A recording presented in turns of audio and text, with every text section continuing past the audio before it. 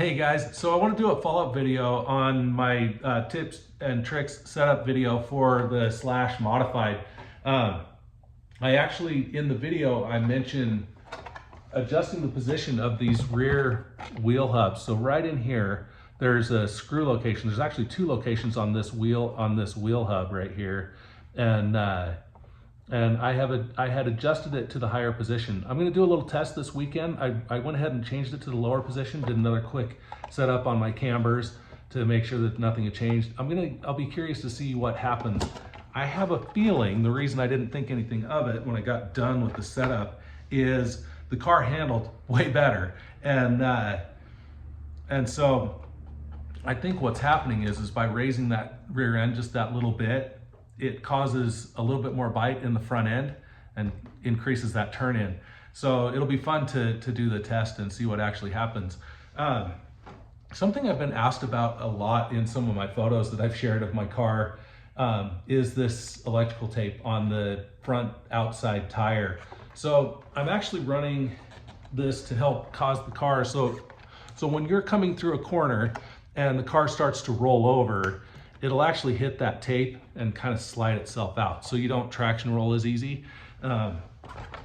Very similar, like you'll see the 10 scale buggy guys, they'll use glue. My track doesn't allow the glue, but they do allow the tape. And so anyway, I'm running mine. You can see I'm actually running mine kind of right to the edge of the tread. I probably should be running it just a tiny bit higher. And then I know that there are a lot of people that are running this, they'll actually run it clear up into here. So kind of over those first sets of treads to really help it to stop from rolling over. It is definitely a handy little trick. I actually waited to do this when I started racing just to make it, I wanted to know what I could get out of the car before I did any of these kinds of tricks. And now, honestly, I don't even need it. I keep it on there, I mean, just in case, right? Because if you're coming around the corner and somebody crashes in front of you, sometimes you gotta dodge and keep you from getting into trouble. Another thing people have been kind of asking about is my wrap. So if you look at my wrap, it's not the prettiest thing. You can see my seam in here on the bodywork. I'm actually using very thin. You can actually see the original graphics underneath here. I'm using 2.5 mil vinyl to keep the weight down. And this time I actually wrapped the whole car. Last time I left out some of this side stuff it just was kind of more of a pain.